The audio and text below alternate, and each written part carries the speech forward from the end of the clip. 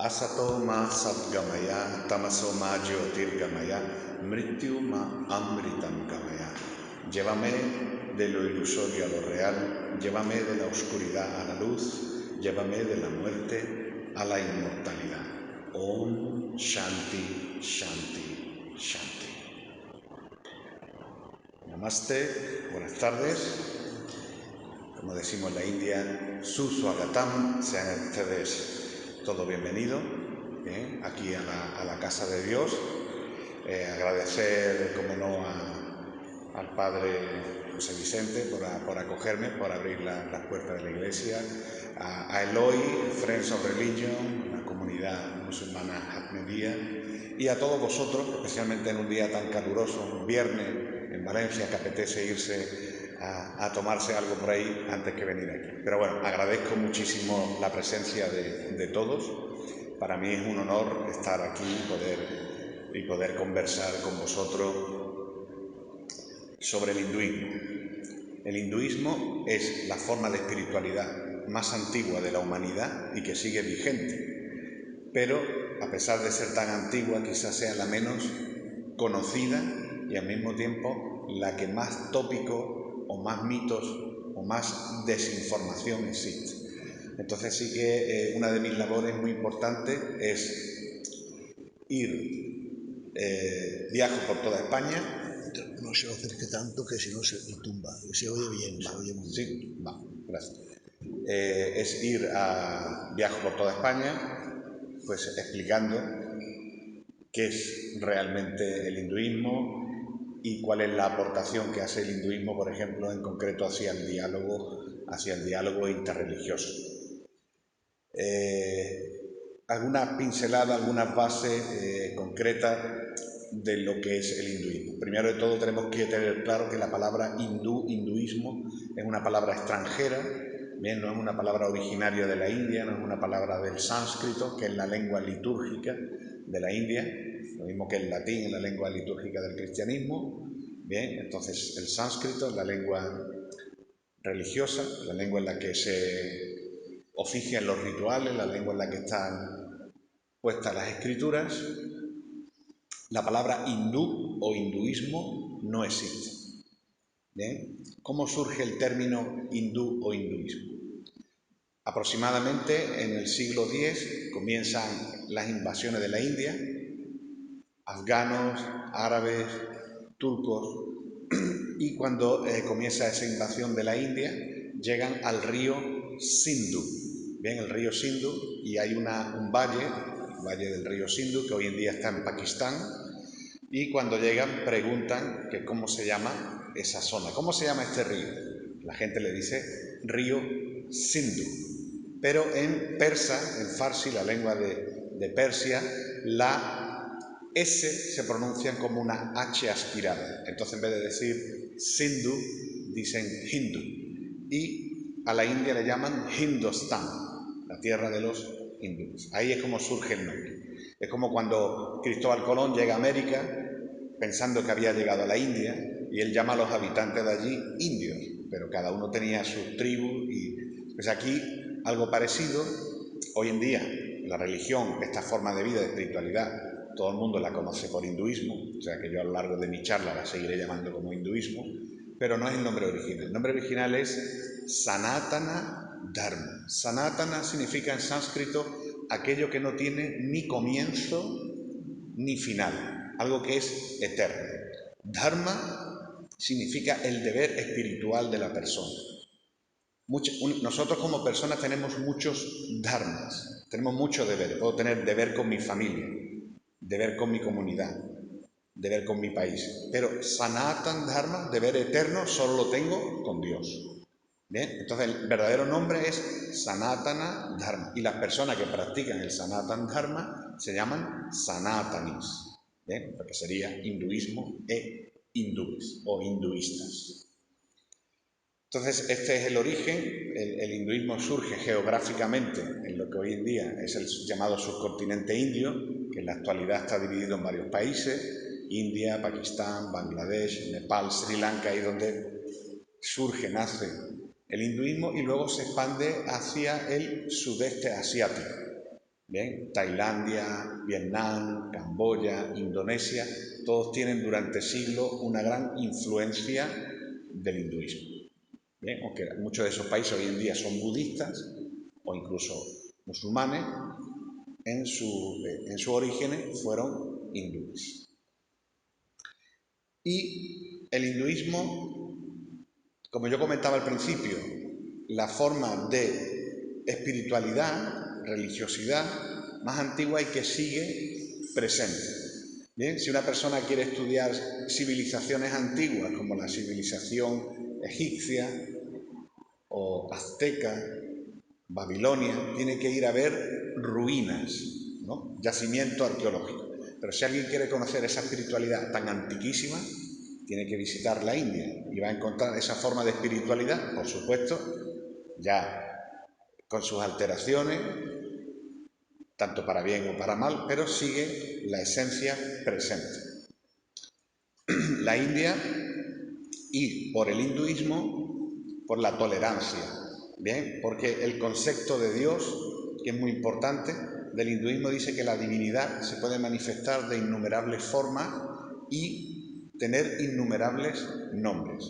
Dios es ilimitado, es lo más grande. Entonces yo no puedo limitar a Dios a un solo nombre o a una sola forma o no tener forma. Dios puede tener forma, no tener forma y tener cientos, miles de nombres, ¿no? Y el ejemplo es como el sol, ¿no? Cuando el sol sale por la mañana, nosotros vemos el sol. En España decimos sol, ¿vale? En la India dicen Surya, los ingleses dicen Sun, en Japón dicen Nippon, y cada país, de acuerdo a su lengua, le va a llamar de forma diferente. Pero hay un solo sol, no hay un sol para cada país. ¿Qué es lo que se diferencia? La cultura. Pues lo mismo, cuando nos dirigimos a Dios, pues hay personas que le llaman Jesús, otros dicen Allah, otros dicen Yahvé, otros dicen Krishna. Nos estamos dirigiendo a una misma entidad suprema. ¿Bien?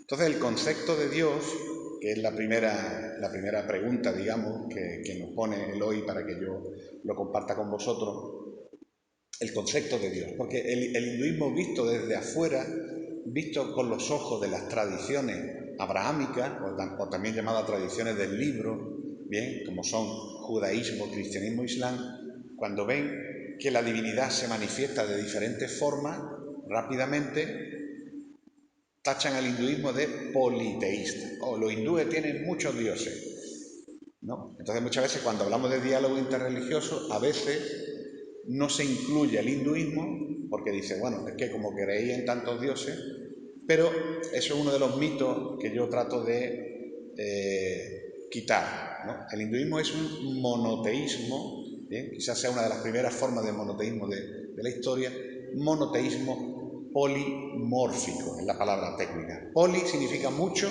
mórfico, formas. Un solo Dios con muchas formas. ¿Bien? Entonces la divinidad tiene esa capacidad de manifestarse. Dentro del hinduismo hay diferentes tradiciones. No podemos, incluso si analizamos las principales religiones, vemos que no hay una unificación, que siempre hay diferentes tradiciones. Una persona dice, yo soy cristiano, pero puede ser católico, puede ser protestante, puede ser ortodoxo, ¿verdad? Y dentro de cada tradición hay incluso más divisiones. Hay divisiones regionales, lingüísticas, etc. Incluso si analizamos, por ejemplo, el catolicismo, podemos ver las diferentes, ¿no? Hay franciscanos, benedictinos, todas las diferencias. Pues en el hinduismo ocurre lo mismo. En el hinduismo hay 4 tradiciones principales que se llaman sampradaya. Sampradaya o escuela filosófica. Entonces el hinduismo tiene la escuela Vaishnava, devotos de Vishnu o Krishna, que es la escuela a la que yo pertenezco. Está la escuela Shaiva, que adoran a Dios en la forma de Shiva, el destructor. Luego están los Shaktas, que adoran a Dios en su aspecto femenino, adoran a la diosa. Y luego están los Smarta, que adoran a un Dios sin forma, impersonal. Bien, entonces cada tradición dice que su divinidad en particular es la suprema. Bien, cuando hablamos en el hinduismo de diferentes divinidades, para mí el supremo será Vishnu, para un Shaiva será Shiva, Bien, pero sí que entendemos que esa divinidad suprema son diferentes manifestaciones. Entonces yo, por ejemplo, cuando voy a hacer una ceremonia, a veces hago ceremonia para divinidades que no son a la divinidad a la que yo pertenezco, pero también es una forma de Dios. Por eso ese concepto de que tiene muchos dioses lo tenemos que ir eliminando poco a poco y pensar que creemos en un Dios y que hay tradiciones que dicen que Dios es nirguna, sin forma, y hay tradiciones que dicen que Dios es saguna, que tiene atributos. Bien. Luego el hinduismo tiende también a divinizar aspectos de nuestra vida. Bien, por eso hay una diosa de las artes y de la cultura, hay una diosa de la prosperidad, hay un dios de la lluvia. Entonces, todos estos efectos de la naturaleza también se tratan de divinizar para que la persona lo respete. Bien, que sepa que incluso el dinero también tiene su parte sagrada, porque nos lo manda la diosa de la fortuna. Y una de las cosas que el hinduismo tiene, a diferencia de otras culturas, es que el hinduismo cree que la divinidad es tanto masculina como femenina. No solamente hablamos de un Dios masculino, sino que Dios también se puede manifestar en su aspecto femenino. Entonces, la gran mayoría de las representaciones iconográficas de la divinidad casi siempre están acompañados de una imagen femenina, de una consorte. Por ejemplo, Krishna con Radha, Vishnu con Lakshmi, Shiva con Parvati, siempre la presencia femenina de lo sagrado, la presencia femenina que representa la fecundidad, la continuidad de la vida, siempre está presente. Y esa importancia, ¿no?, de que si yo voy a un lugar sagrado, aunque no sea el mío,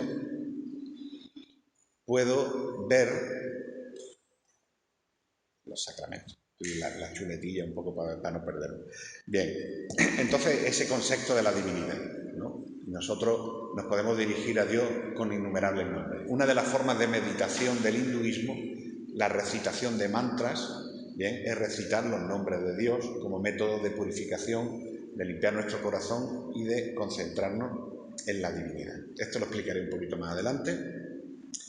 El segundo punto es los sacramentos. Bien, en todas las religiones hay ritos de paso. En el cristianismo se llaman sacramentos. Nosotros los llamamos samskaras. Bien, empiezan los dos por ese. Sacramentos, samskaras. Tenemos 16 samskaras o 16 sacramentos. El hinduismo es la única religión que tiene sacramentos prenatales. Bien, casi todas las religiones tienen sacramentos a partir del nacimiento de un niño. Bien, nace un niño, lo bautizan, le ponen el nombre, pero en el hinduismo incluso antes de la concepción ya hay sacramento. El primer sacramento se llama Garbha Samskara, Garbhadana Samskara. Garbha significa la impregnación del útero. Entonces, cuando una pareja, bien, que están casados, deciden concebir, deciden tener un hijo, hacen una ceremonia donde le piden a Dios que le mande un alma, que se manifieste un alma y que nazca como hijo suyo. Entonces ese sería el primer sacramento. Después hay sacramento a los 7 meses de embarazo. A los 7 meses de embarazo el bebé, sea niño o niña, ya tiene la capacidad auditiva, ya puede escuchar. Entonces hay una ceremonia donde se le recita en el oído de la madre mantras, palabras sagradas, palabras propicias, para que el niño ya en el interior comience a conectar con la divinidad.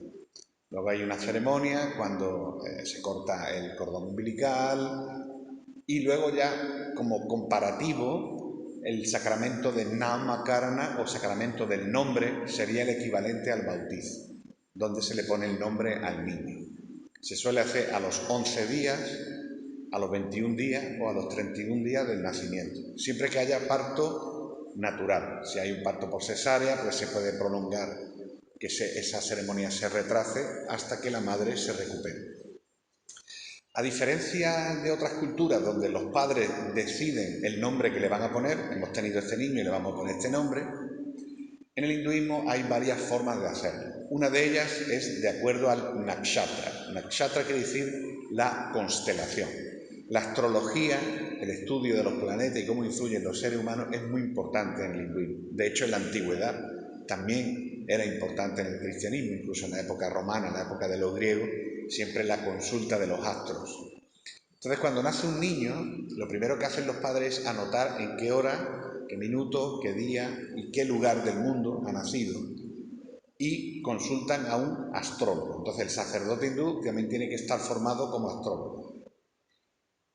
Y, por ejemplo, si a mí me viene una familia, mire usted, mi hijo nació ayer a las 7 de la tarde en Ceuta, que es de donde yo soy. Pues yo hago un estudio y, según la constelación que rige en ese momento, yo le digo, el nombre del niño tiene que empezar por la letra K, por ejemplo.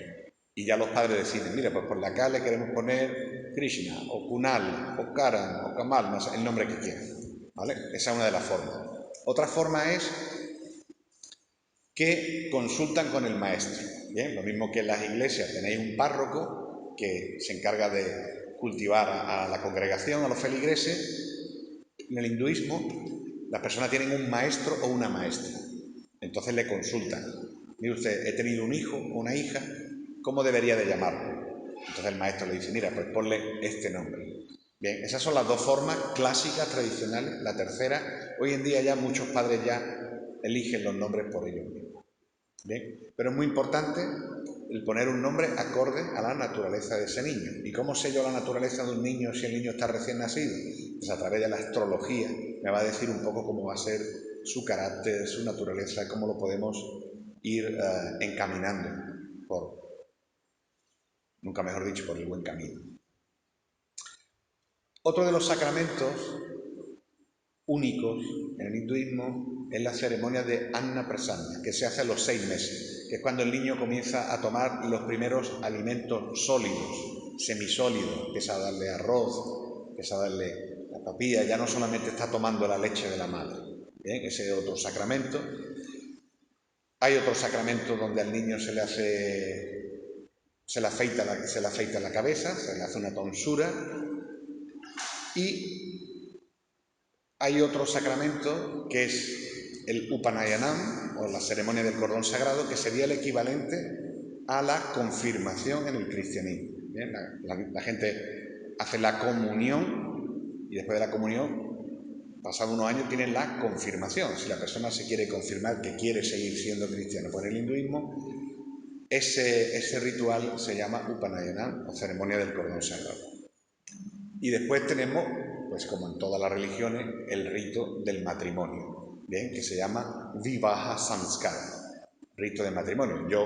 Una de las cuestiones por las que estoy hoy aquí en Valencia es porque he venido a oficiar una boda hindú en Valencia, ¿bien? Que la oficio mañana, y aprovechando mi visita me han secuestrado, me han liado aquí un poco, pero con mucho gusto de compartir aquí con vosotros. Entonces yo, como sacerdote hindú, viajo por toda España oficiando la boda hindú.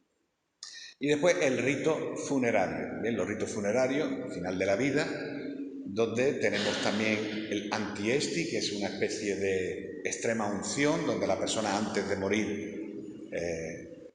se le administra una serie de oraciones, objetos sagrados como agua sagrada, etc. Y luego, en la muerte, ya con el fallecido, se hace un último sacramento, que es el sacramento de la cremación. Bien, en el hinduismo el cuerpo se crema. ¿Por qué se crema el cuerpo? ¿Por qué no se entierra? Porque el hinduismo tiene la creencia de que el alma es eterna. Y nosotros, a diferencia de las religiones abrahámicas, que creen en la resurrección, nosotros creemos en la reencarnación. Es decir, cuando una persona muere, lo que muere es su cuerpo físico. Este cuerpo, hecho de elementos materiales, se deteriora, lo pueden incinerar, se lo comen los gusanos, etc. Bien, pero lo que siempre pervive es el alma. Entonces, el alma va a otro destino, a otro cuerpo. ¿Bien? Entonces, por eso, para que el alma pierda el apego por ese cuerpo, se crema. Es como la persona que vive en una casa y de pronto le llega una orden de desahucio. Bien, esa persona lleva 30 años viviendo en esa casa, no se quiere ir. Pero si viene la excavadora y le echa la casa abajo, ya no tiene más remedio que irse a otro sitio. ¿Vale? Pues aquí es lo mismo. Una vez que yo he cremado el cuerpo, ya el alma no puede volver, tiene que seguir su camino. ¿Bien? Entonces ese sería el último ritual. Y luego comienza de nuevo el ciclo, porque esa alma que ha salido de ese cuerpo, hay otra pareja, otro matrimonio que la invoca que venga y sea su hijo. Y así comienza ese destino hasta que se alcance moksha o mukti, que es la salvación, la liberación. En el cristianismo se le habla de salvación, nosotros lo llamamos liberación. ¿Liberarnos de qué? Liberarnos del samsara, liberarnos de la cadena, de la rueda de nacimiento y muerte. Porque como hablamos, el alma es eterna, el alma es una creación de Dios, el alma no se puede matar, no se puede destruir. Entonces, esa alma reencarna hasta que sigue un camino espiritual. Cuando un camino espiritual no quiere decir un camino del hinduismo, sino un camino espiritual de cualquier religión, y cuando la persona alcanza ese nivel de entendimiento y comprende cuál es nuestra posición respecto a Dios, cuando desarrolla un amor incondicional por Dios, entonces esa persona cuando muere ya no reencarna más, sino su alma va al mundo espiritual.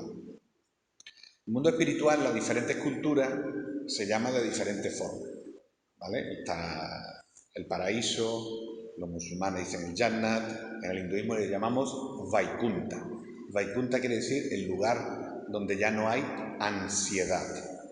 Bien, nosotros si nos damos cuenta nuestras vidas de una forma u otra siempre estamos llenos de ansiedad, porque tenemos que correr, porque tenemos que ir al trabajo, porque tenemos que salir, porque tenemos que pagar facturas, porque tenemos que cuidar de los niños.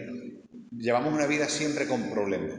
Si analizamos cuántos momentos tenemos de felicidad y cuántos momentos tenemos de ansiedad, no van a superar más los momentos de ansiedad. Entonces dice que cuando una persona, el alma, va a Vaikunta, se le acaban ya todos esos problemas y ya disfruta de la presencia de Dios.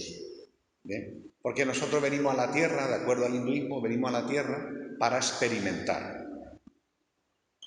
Pero una vez que hemos terminado de experimentar a lo largo de muchas vidas, debemos de volver a nuestro verdadero hogar. Nuestro verdadero hogar es estar con Dios. ¿Bien? Santo Padre, el Altísimo, el Misericordioso, como cada persona se quiera dirigir a Él. De hecho, en el hinduismo tenemos un Mahavakya, un dicho muy importante que dice Vasudhaiva Kutumbakam. Vasudhaiva Kutumbakam quiere decir que la humanidad es una familia. Entonces las personas, aunque sean de diferentes colores, de diferentes sexos, de diferentes credos, ¿por qué somos una familia? ¿Qué nos hace ser una familia? Porque venimos de un mismo Padre, aunque luego cada uno lo llame de una forma diferente. Por eso dice Vasudhaiva Kutumbakam. La humanidad es una familia. Entonces, estos son los 16 sacramentos. Una de las funciones del sacerdote hindú es administrar estos sacramentos.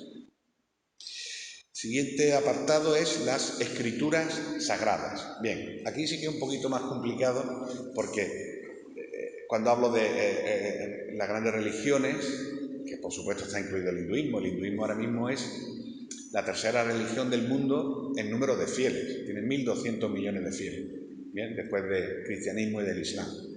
Pero las religiones abrahámicas tienen unos libros, el Antiguo Testamento, Nuevo Testamento, la Biblia, bien, donde está el Corán, donde hay muchas similitudes, porque uno se ha nutrido de ellos.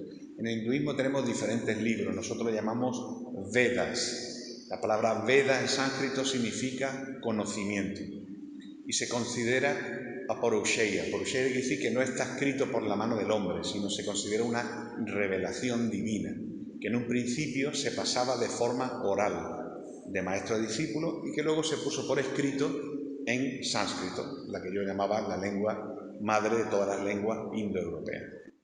Entonces los Vedas nos habla de cómo Dios crea el mundo, de los diferentes ciclos, de cuál es el propósito de la vida, pero se hace de una forma encriptada. O sea, no todo el mundo puede entender ese lenguaje de textos que tienen más de 5.000 años de antigüedad. Entonces luego han ido surgiendo otros textos para facilitar el mensaje, para poner el mensaje más acorde a los tiempos. Entonces tenemos las Upanishads, que son unos textos muy filosóficos, tenemos los Puranas, que son textos con historias para presentar enseñanzas espirituales, valores a través de historias, para que todo el mundo lo entienda. Historias que pueden tener una cronología real en el tiempo, a veces son historias que son analogías, para que la persona a través de una historia pueda comprender qué es lo que realmente tenemos que hacer. Y luego hay un libro que reúne todo ese conocimiento de todos esos cientos de libros, que se llama la Bhagavad Gita. Bhagavad Gita o el canto de Dios o el canto del bienaventurado. Sería el equivalente de la Biblia. Si alguien dice, ¿cuál es el libro más importante de los hindúes? La Bhagavad Gita. Incluso en la India, cuando una persona va a un juicio y te dicen, va a decir usted la verdad, le traen la Bhagavad Gita para que jure. Bien, de hecho,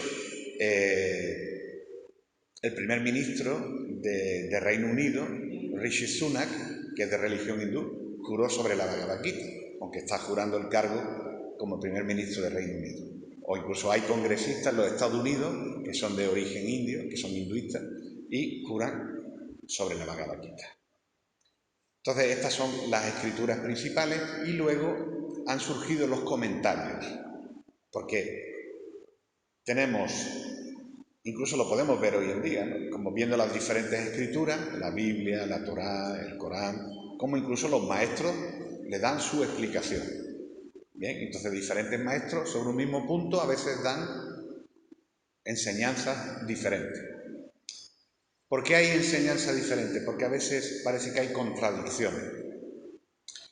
En el hinduismo se dice que cuando una persona va a hablar de temas religiosos, incluso de la vida misma cotidiana, tiene que tener en cuenta tres factores: Patra, Kala, Desha.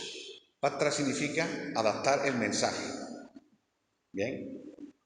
Desha significa el lugar, puede ser el país, la región, en qué sitio. Bien. Y Kala, el tiempo. Entonces, por eso vemos a lo largo de la historia como vienen diferentes profetas, diferentes maestros, con diferentes mensajes que son de acuerdo a tiempo, lugar y circunstancias.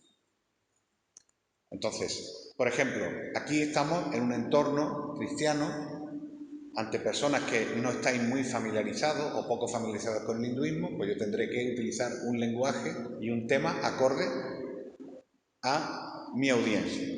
Luego a las 7:30 tengo otra conferencia, si me queda voz todavía, donde voy con personas que practican yoga, personas que ya tienen un conocimiento básico de la filosofía. Entonces ahí ya es otro tipo de charla. Bien, el lugar, no es lo mismo si voy a hablar en una iglesia, bien, que es un lugar sagrado, que si voy a hablar en otro tipo de entorno, ¿no? Que es más laico. Entonces esa es la importancia. Por eso vemos cómo vienen diferentes maestros con diferentes mensajes para dar esa enseñanza de acuerdo al tiempo, al lugar y las circunstancias. Por ejemplo, hay un ejemplo de Buda. Buda, que era hindú, y luego, por un desacuerdo en diferentes enseñanzas del hinduismo, se funda una nueva filosofía, el budismo. Y una de sus enseñanzas es la ahimsa, la no violencia. Y él predicaba de que no había que hacer daño ni a las personas ni a los animales. Entonces, promulgaba de que las personas tenían que ser vegetarianas, ¿vale? Para no hacer daño a los animales. Que hace poco fue San Francisco de Asís, que era vegetariano, ¿bien? Es mi santo cristiano favorito, San Francisco de Asís, porque él no quería hacer daño a ninguna entidad. Entonces Buda, sin embargo, da una dispensa a los budistas tibetanos. ¿Por qué? Porque en el Tíbet, a altura de 4.800, 5.000 metros de altitud, ahí no puede crecer nada. No pueden plantar lechuga, tomate, entonces le permite que coman carne. ¿Por qué? Porque están en ese lugar. Entonces vemos como los maestros, los grandes maestros, los grandes profetas, adaptan su mensaje a las circunstancias de cada lugar. ¿Bien? Entonces, la escritura principal, la Bhagavad Gita, que está traducida al castellano, bien, está traducida ahora mismo, creo que son en 72 idiomas. En España la hemos tenido durante muchos años traducida del inglés, con lo cual en esa traducción, que siempre del sánscrito al inglés y del inglés al castellano, siempre se pierde algo de la esencia, pero ya hay una traducción original del sánscrito al castellano, bien, que ha sido traducida por un amigo, doctor Óscar Pujol, que es catalán y que ha hecho la traducción directamente del sánscrito al castellano. Vamos con el siguiente punto. Vale, el concepto de moksha y paraíso. Bueno, he hablado un poquito antes. La finalidad de la religión es obtener la salvación. El hinduismo habla de liberación de que este cuerpo se libere. ¿De qué? Yo comentaba al principio de la rueda de la reencarnación, pero incluso aunque viviéramos una sola vida, en una sola vida pasamos 4 miserias. En sánscrito se llama Janma, Mrityu, Jara, Vyadhi, que quiere decir sufrimos al nacer, sufrimos con la enfermedad, sufrimos con la vejez y sufrimos con la muerte. De eso nadie está libre. Bien, entonces hay que liberarse de ese sufrimiento. Porque el hinduismo también te dice, si en esta vida no te da tiempo llegar a Dios, no te preocupes que tiene otra vida más. Pero ¿qué ocurre? Vuelves otra vez a sufrir. Bien, porque tu alma está dentro de un cuerpo perecedero, un cuerpo que sufre al nacer, que sufre con la enfermedad, que sufre con la vejez y que sufre con la muerte. Entonces el concepto de liberarse, sufrir, y ya no tenemos que volver a nacer nunca más en este mundo material.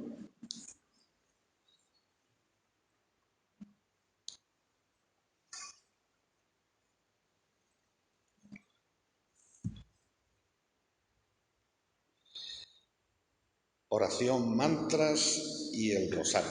Vale, perfecto. Bueno, pues la oración es muy importante en el hinduismo, se llama Vandanam. Vandanam quiere decir orar a Dios. Bien, se dice que la oración no debe ser de petición, sino debe ser de comunicación. Entendemos que Dios es Sarvagyam, que lo conoce todo, y Trikalagyam, que conoce pasado, presente y futuro. Con lo cual, no debemos de tener una oración egoísta de pedir, porque Él ya sabe lo que nosotros necesitamos. Es más, la oración en forma de comunicación con Dios. Comunicarme con Dios, yo soy tu sirviente, ¿cómo puedo servirte mejor? ¿Cómo puedo ser mejor persona? Entonces, la oración va a depender en qué relación me siento yo con Dios. ¿Por qué? Porque el hinduismo habla de que una persona se puede relacionar con Dios de muchas formas. Cuando hablamos de la palabra de amor, en español, amor, hay muchos tipos de amor. No solamente el amor conyugal de un hombre y una mujer, sino está el amor que una madre siente por un hijo, el amor que siente un padre por sus hijos, el amor que pueden sentir 2 amigos, 2 amigas. Hay diferentes formas de amor. Entonces, el alma se puede relacionar con Dios de diferentes formas. Hay personas que ven a Dios como si fuera un amigo. Hay personas que ven a Dios como yo soy el sirviente de Dios. Hay personas que ven a Dios como si yo fuera el padre de Dios. En la India hay imágenes de Krishna de niño. Entonces la gente ve a Krishna como su hijo y le quieren cuidar, le quieren dar de comer, como si fuera su hijo. Es una forma de relacionarse también con Dios, ¿no? Incluso las vocaciones que hay en el cristianismo del niño Jesús, no solamente de Jesús crucificado, sino también de Jesús en la cruz, ¿no? De niño. Entonces, la oración va a depender de en qué humor me siento yo con Dios. Y los mantras. La palabra mantra es una palabra que hoy en día está muy de moda, que ya forma parte del léxico español. Mantra significa, es una palabra compuesta. Maná, mente, tra, liberar la mente. Maná, trayate. Bien. Entonces, mantra es purificar la mente. Yo puedo purificar mi cuerpo, ¿vale? Yo me puedo duchar, yo me puedo vestir, me puedo perfumar, pero ¿cómo purifico mi mente? ¿Cómo purifico mi corazón? No es algo físico, ¿no? Yo, por mucho que me dé con el estropajo aquí en el lado del corazón, no me puedo limpiar el corazón. Ni si me doy mucho en la cabeza, tampoco me voy a limpiar mi mente. Entonces, se dice que se hace a través de la recitación de palabras sagradas, que nosotros le llamamos mantras. Bien, repetir los nombres de Dios. Se dice que no hay diferencia entre Dios y su santo nombre. En este mundo material hay una diferencia entre el nombre y el objeto. Pero en el mundo espiritual no hay diferencia, todo es absoluto. No es lo mismo la palabra agua que el objeto agua. Si yo repito muchas veces agua, agua, agua, no se me va a quitar la sed, quizás me dé hasta más sed.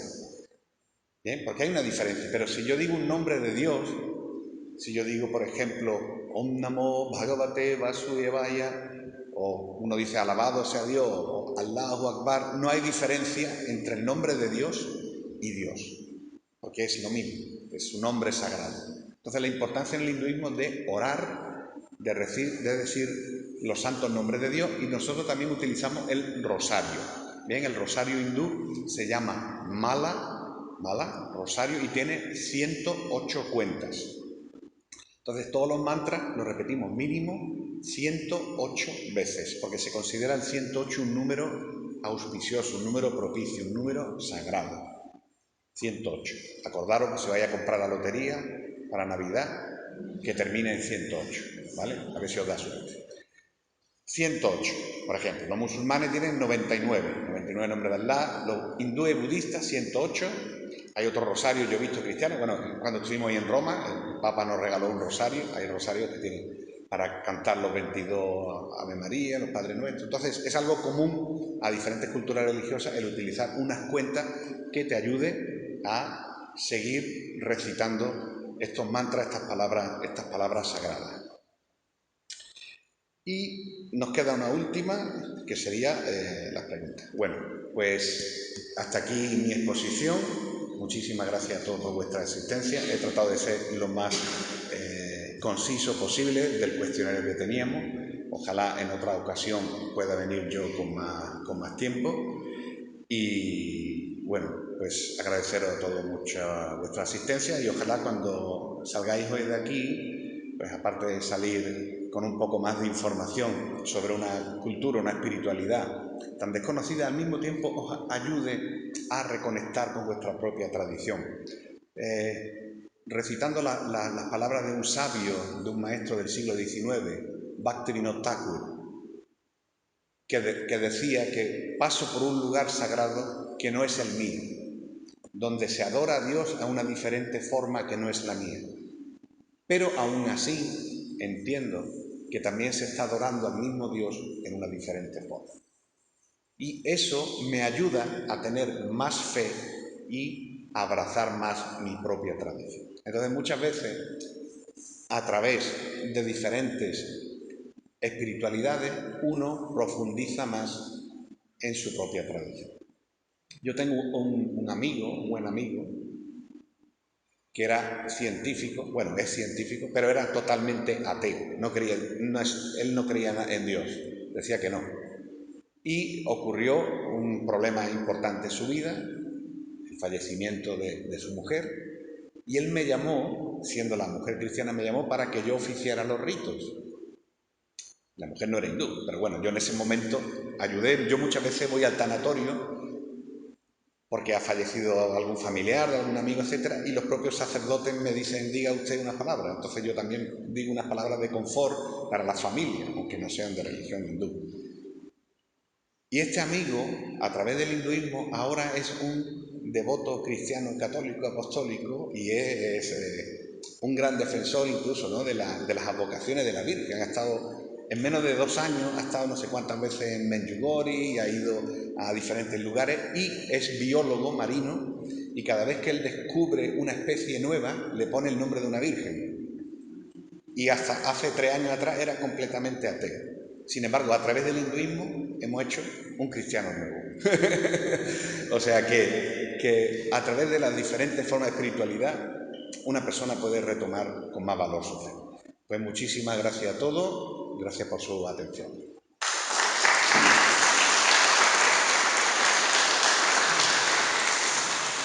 Y bueno, si alguien tiene alguna pregunta, algún comentario breve, no tenemos mucho tiempo, tenemos como 10 minutos, ¿no? pues si alguien quiere hacer una pregunta, pues yo con mucho gusto le contesto.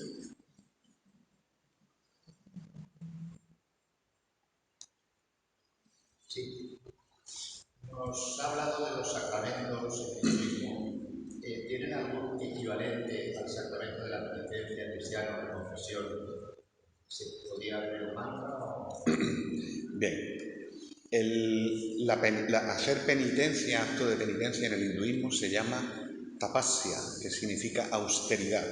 Hacer una austeridad para obtener un acto de expiación, ¿no? Que en sánscrito se llama prayaschita.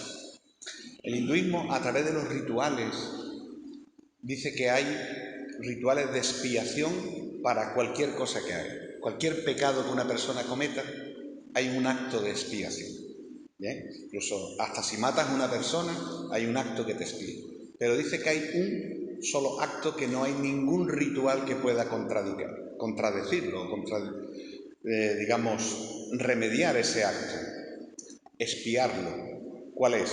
En sánscrito se llama kriptabhaga. Kriptabhaga significa la ingratitud. La persona que es ingrata, no existe en el hinduismo un ritual ni ninguna forma de expiación. Por eso en la vida todos siempre tenemos que ser agradecidos. Agradecido a Dios, agradecido a nuestros padres, agradecido a nuestros maestros.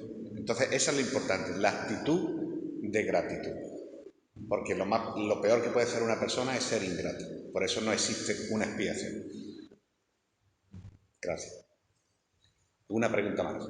Dígame, padre. Hablamos de distintas corrientes de budismo. ¿Qué relación hay entre los distintos corrientes? Muy bien, buena pregunta. Bien, en el hinduismo yo hablaba de 4 corrientes principales que a su vez tienen subdivisiones de acuerdo a diferentes interpretaciones del maestro. Hay, por ejemplo, un Vaishnavismo del sur de la India que es diferente del norte de la India. ¿Qué es lo que tenemos en común todos? Pues, primero, la aceptación de que hay un Dios supremo. Nosotros le llamamos de forma abstracta Ishvara. Ishvara significa que hay un controlador, que Dios está por encima de nosotros. Tenga forma, no tenga forma, llámale de la forma que quiera, pero hay un controlador. Segundo, que los textos sagrados, las escrituras, son nuestra guía, son infalibles. Y esos son los Vedas. Todos creemos en los Vedas, en ese texto sagrado. Tercero, que el alma es eterna, que cuando muere el cuerpo, no muere el alma.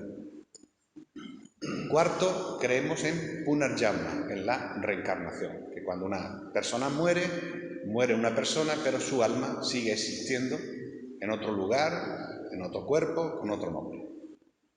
Entonces, teniendo esos 4 puntos en común y siempre en la búsqueda de obtener moksha, la liberación o salvación. Luego cada uno va a tener sus particularidades de quién es Dios supremo, quién es menos supremo, puede variar a la hora de recitar las oraciones, pero eso es lo que tenemos en común.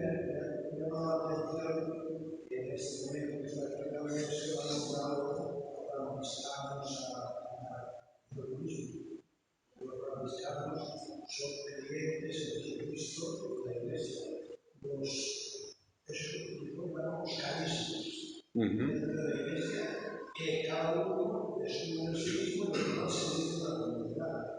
Pero la relación humana entre las corrientes es buena o hay... Sí, bueno, suele ser buena. Aunque haya diferencias filosóficas y teológicas, la relación es buena. Porque, por ejemplo, cuando hablamos de diálogo interreligioso, a veces yo participo en diálogo interreligioso y a lo mejor habemos 3 del hinduismo y teológicamente somos totalmente opuestos, pero ahí estamos representando el hinduismo. Y si tenemos que hacer piña, lo hacemos, ¿no? Porque luego cada uno tiene su maestro. Sí, sí. Gracias. En el hinduismo o Sanatana, como alma es eterna, es así, y Dios también es eterno. Entonces, ¿qué relación hay? ¿Dios nos puede dar mukti o salvación, nos puede salvar? y cómo se nace uno, si no está como según creencia del hinduismo, Dios no es creador y alma se nace solo, y qué tipo de poder tiene sobre ella, Vale. y cómo se... Muy bien, buena pregunta. Bueno, la pregunta la repito por si alguno no la había escuchado. Él pregunta de cuál es la relación entre Dios y el alma individual, y cómo, si a la hora de liberarnos dependemos de Dios o solamente de nuestro esfuerzo. Bien, en esto en el hinduismo hay varias escuelas. Bien, hay una escuela que dice que tú te tienes que esforzar para que Dios te ayude, ¿no? Y hay otra escuela que dice que no, que tú dependes de la gracia de Dios. Por ejemplo, mi nombre hindú es Krishna Kripa. Kripa significa la gracia o misericordia de Dios. ¿Bien? Yo dependo de la gracia. Entonces, hay escuelas que dicen que tienes que hacer muchos rituales, tienes que hacer mucha meditación, tienes que hacer muchos servicios para que Dios te ayude a salvarte. Y hay otra escuela que dice que es por ejemplo la que yo pertenezco, que dice que yo dependo de la misericordia de Dios. Yo dependo de lo que Él quiera. Él es el único que me puede salvar. Y esto, los maestros ponen un ejemplo. El ejemplo del mono y el ejemplo del gato. ¿Bien? En tamil, lengua del sur de la India, le llaman Vadakalai y Tenkalai. Vadakalai significa el mono, Tenkalai significa el gato. ¿Bien? Si vemos, estáis familiarizados, habéis visto alguna vez cómo un mono lleva a la cría. Bien, el mono, o la mona en este caso, la cría se tiene que agarrar a la madre. Bien, se tiene que agarrar muy fuerte y la madre va saltando por los árboles buscando la comida, y si el mono se distrae o no se agarra fuerte, se cae. Entonces ahí depende del esfuerzo del mono. Es la persona que quiere llegar a Dios a través de su esfuerzo. Y seguro que habéis visto, si no en vida real, en la televisión, cómo un gato lleva a la cría. El gato coge a la cría por la boca y la lleva. Entonces el gato depende completamente de la misericordia de su madre. Donde tú me quieras llevar, yo voy. Tú me quieres llevar para allá, vamos para allá. Tú me quieres llevar para allá, vamos para allá. No hace nada. No tiene que agarrarse. Entonces la tradición a la que yo pertenezco dice que yo dependo de Dios. Tú me quieres llevar aquí, tú me quieres llevar allí, tú me quieres salvar, no me quieres salvar. Finalmente yo dependo de tu gracia, de tu misericordia. Entonces hay dos formas. Hay personas que quieren la forma más difícil o que requiere de esfuerzo, y hay personas que dependen enteramente de la gracia divina de Dios, porque finalmente es el único que nos puede salvar. Los maestros nos pueden ayudar, nos pueden guiar el camino. Oiga, ¿cómo salgo por aquí? Vaya usted por allí, pero tengo yo que ir. Entonces dependemos de la gracia divina, y en esa parte, a la escuela que yo pertenezco, es muy parecido al Islam, porque el Islam también depende de la gracia de Dios. Él es el único que nos puede salvar. Entonces, en el hinduismo, como yo comentaba, diferentes corrientes. Quiere ser mono o quiere ser gato, ya cada uno, Dios nos ha dado un regalo a todos, que es el libre albedrío. Cada persona tiene la capacidad, nos ha dado Dios esa diminuta independencia de que cada persona elija el camino que quiere. Y si te equivocas, pues Dios te va a dar la oportunidad de volver otra vez a ello. Y Él te va a decir, te dije que por ahí no, pero como querías ir. Pues yo creo que ya de tiempo estamos ya... Pues nada, agradeceros a todos mucho vuestra presencia. Que Dios bendiga a todos. Om Shanti.